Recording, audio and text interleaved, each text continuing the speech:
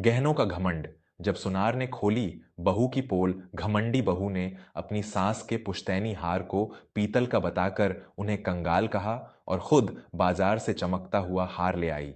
लेकिन जब भरी महफिल में सुनार ने असली और नकली की पहचान की तो बहू को मुंह छुपाने की जगह नहीं मिली।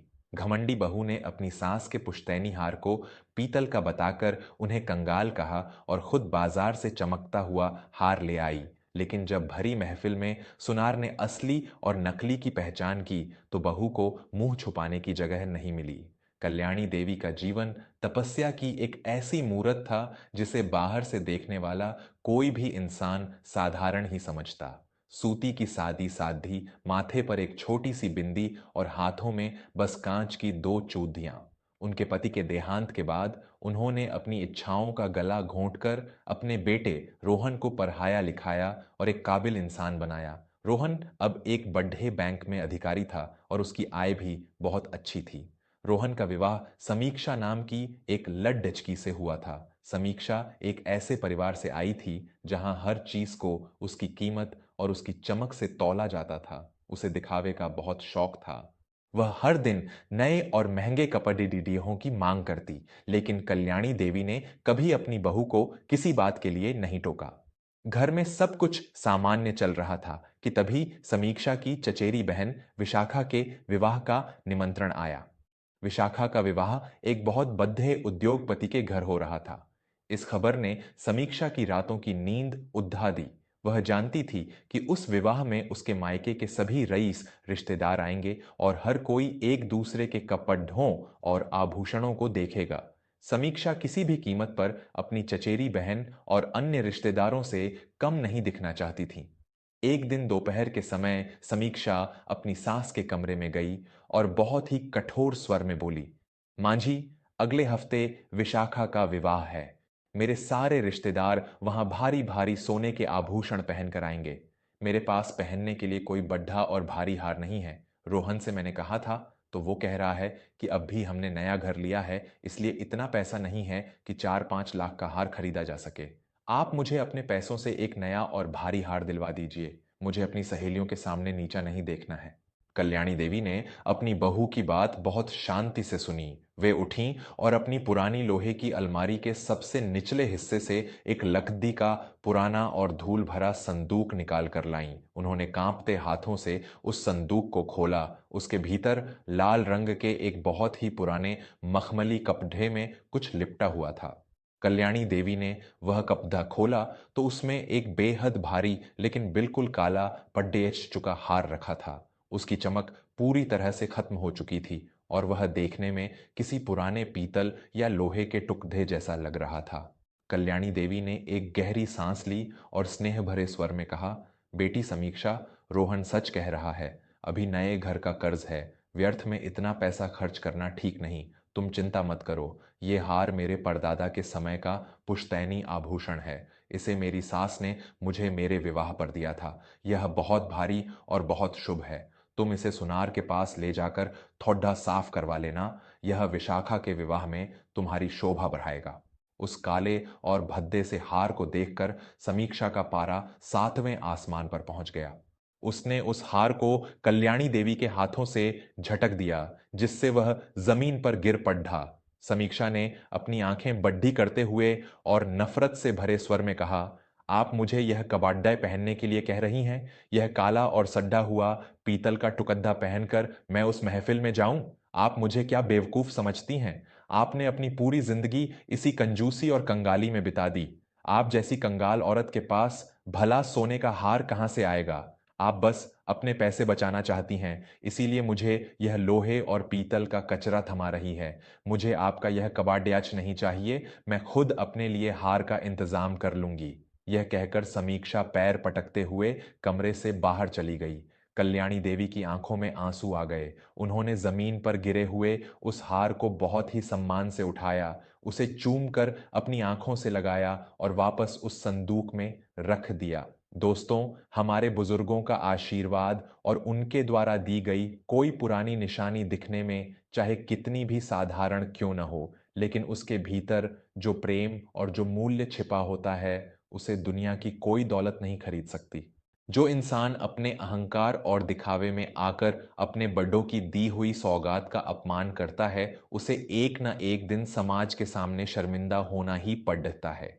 अगर आप भी मेरी इस बात से सहमत हैं और मानते हैं कि परिवार का सम्मान किसी भी सोने चांदी से बढ़कर है, तो कृपया अभी हमारे इस चैनल वर्मा स्टोरीज को सब्सक्राइब कर लें। आपका एक सब्सक्राइब हमें ऐसी ही दिल को छू लेने वाली और समाज को एक नई दिशा दिखाने वाली कहानियां आप तक पहुंचाने की शक्ति देता है। वर्मा स्टोरीज परिवार का हिस्सा बने और चलिए देखते हैं कि इस कहानी में आगे क्या होता है। समीक्षा ने अपनी सास को कंगाल तो कह दिया था, लेकिन उसके मन में अभी भी वह महंगा हार पहनने की लालसा जल रही थी। अगले ही दिन वह बाजार गई। उसने शहर के एक नए और बहुत ही चमकीले आभूषणों की दुकान में प्रवेश किया। वहां उसने एक बहुत ही भारी, बहुत ज्यादा चमकने वाला और कुंदन जड्डा हुआ हार देखा। जब उसने उसकी कीमत पूछी तो वह उसके बजट से बहुत बाहर था, लेकिन समीक्षा की आंखों पर दिखावे का पर्दा पड्डा हुआ था। उसने दुकान वाले से कुछ गुप्त समझौता किया।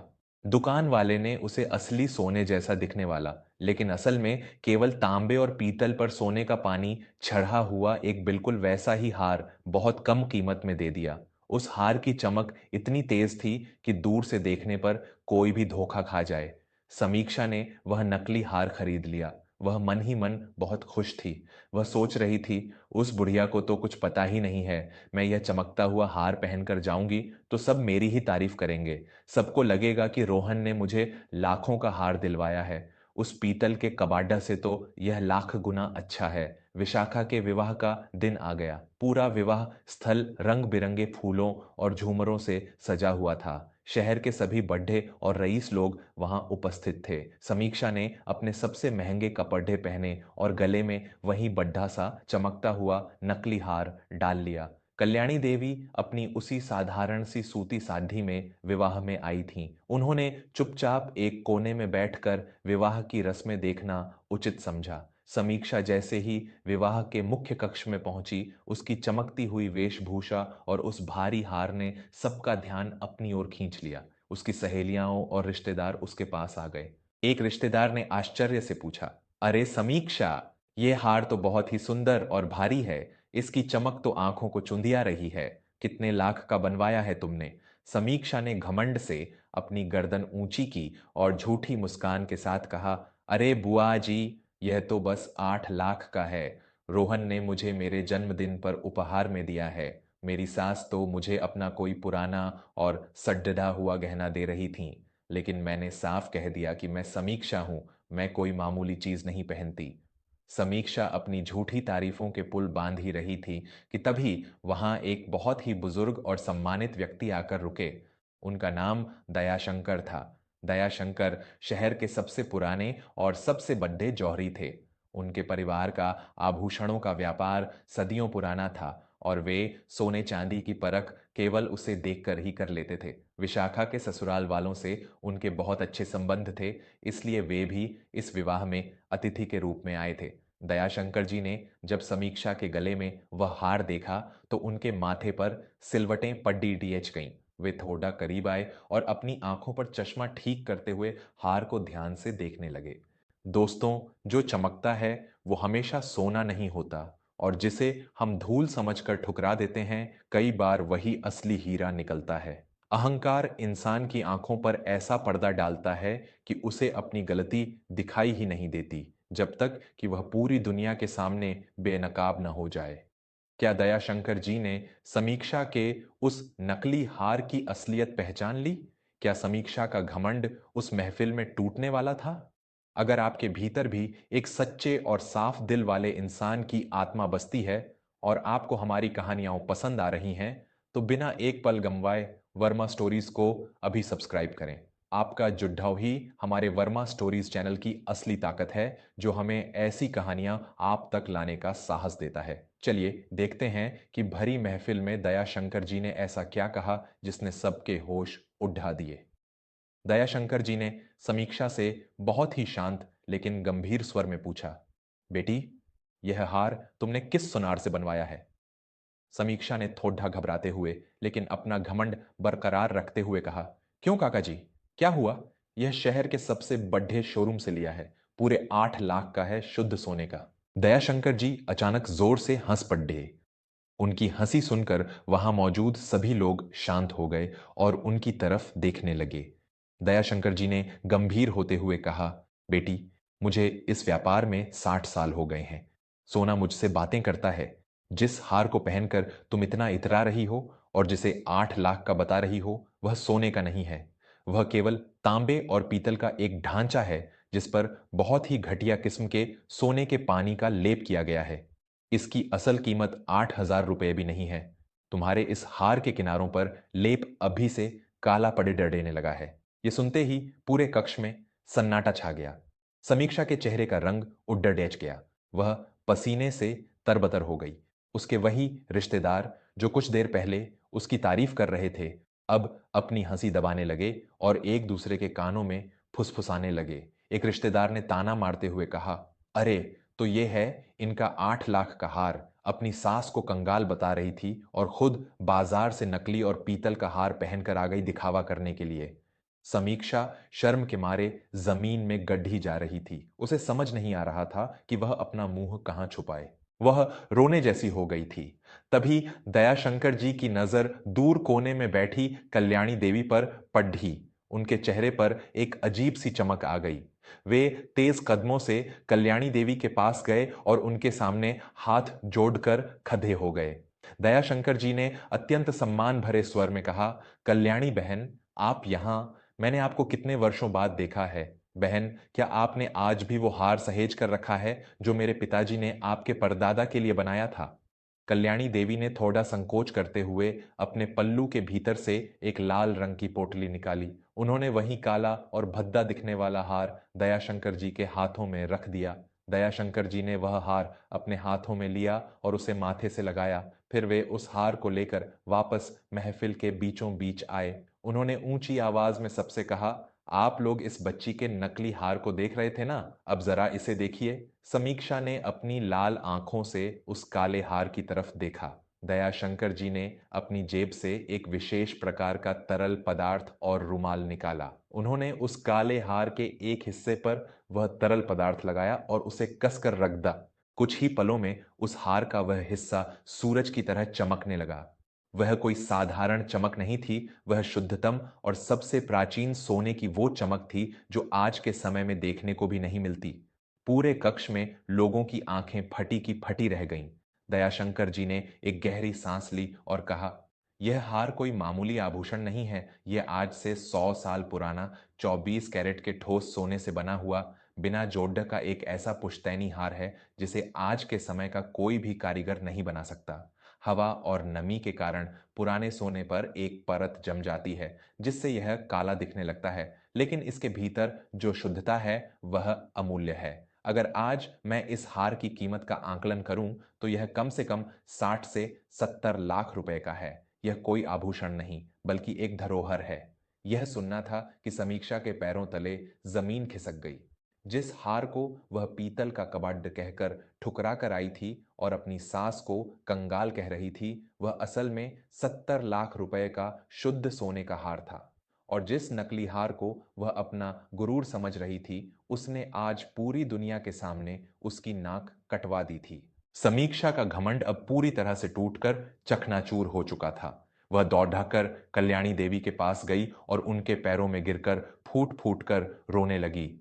मुझे क्षमा कर दीजिए मां जी, मैं सच में अंधी हो गई थी। मैंने चमक को ही सब कुछ मान लिया था और आपकी उस पवित्र धरोहर को कबाड़ट कह दिया।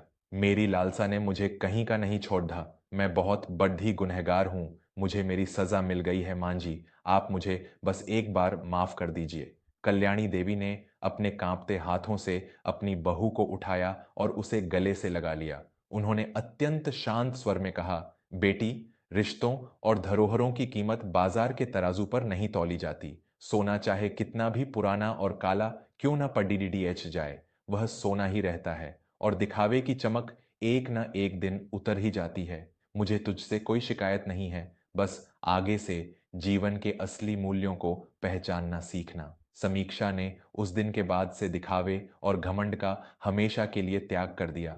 उसने समझ लिया था कि इस घर की असली दौलत उसकी सास कल्याणी देवी के संस्कार और उनका असीम प्रेम है। दोस्तों, इस कहानी से हमें यह बहुत ही गहरी और अमूल्य सीख मिलती है कि बाहरी चमक और दिखावा केवल कुछ पलों का मेहमान होता है। हमारे बड़ों द्वारा दिया गया ज्ञान, उनके संस्कार और उनकी दी हुई धरोहरें, चाहे देखने में कितनी भी साधारण क्यों न लगें, उनका मूल्य किसी भी बहुमूल्य रत्न से अधिक होता है। जो इंसान अपने अहंकार में आकर इन चीजों का तिरस्कार करता है, उसका पतन निश्चित है। असली कंगाली धन की नहीं, बल्कि सोच की होती है। अगर इस कहानी ने आपके दिल के किसी भी तार को छेद दा है, आपकी आंखों में नमी ला दी है और आपको जीवन का एक बहुत बड़ा सच दिखाया है, तो इस वीडियो को तुरंत लाइक करें और हमारे चैनल वर्मा स्टोरीज को अभी सब्सक्राइब करें। आपका प्यार और समर्थन ही वर्मा स्टोरीज की पहचान है और यही हमें समाज की इन सच्ची भावनाओं को आप तक पहुंचाने की शक्ति देता है। मिलते हैं ऐसी ही एक और प्रेरणादायक, सच्ची और भावुक कहानी के साथ। तब तक अपने माता पिता का सम्मान करें, अपने संस्कारों से जुड़े रहें और खुश रहें। धन्यवाद।